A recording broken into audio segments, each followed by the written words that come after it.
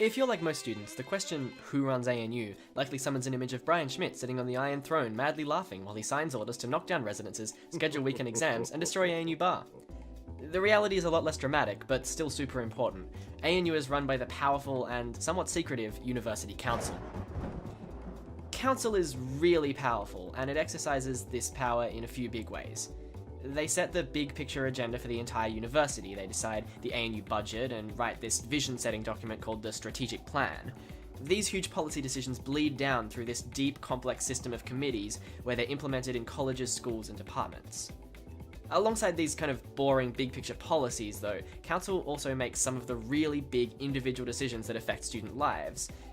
Weekend exams, late penalties for assessments, how much funding residential halls get, how many students the ANU admits, or what buildings we knock down and what buildings we build in their place. And finally, if the Vice-Chancellor resigns or their term ends, the Council gets to pick who the new VC will be. So if you're hearing this and thinking, that sounds like a good gig, you might want to know how you get on this council. Well, winning a Nobel Prize definitely helps, but there's actually a lot of different pathways. The Chancellor and Vice-Chancellor get a spot automatically, and the Chancellor gets to be chair, which is nice. Next, every part of ANU gets represented. The deans of the colleges choose one dean to rule them all. Undergraduates and postgraduates each elect a student representative, the university professional staff elect a staff representative, and the academic staff are important enough to get two. The representation is great, but we can't forget that ANU is a department of the federal government. The education minister gets to appoint the remaining 7 members, almost half of the council. Fortunately, so far the ministers haven't appointed political cronies. They tend to appoint highly qualified educational professionals, the kind of people you'd find on corporate boards for most educational institutions.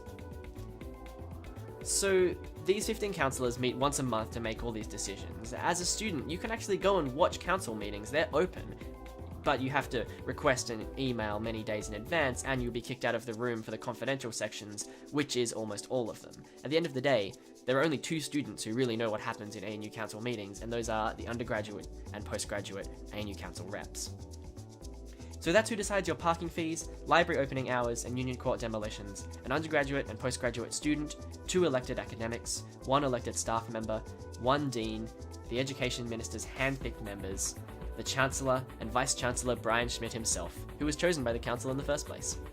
This Observer Explainer was written and narrated by Michael Turvey and edited by Adam Cass. If you have suggestions for future videos, let us know at news@anuobserver.org. If you want to help us make these videos or get involved in any way, go to anuobserver.org/apply.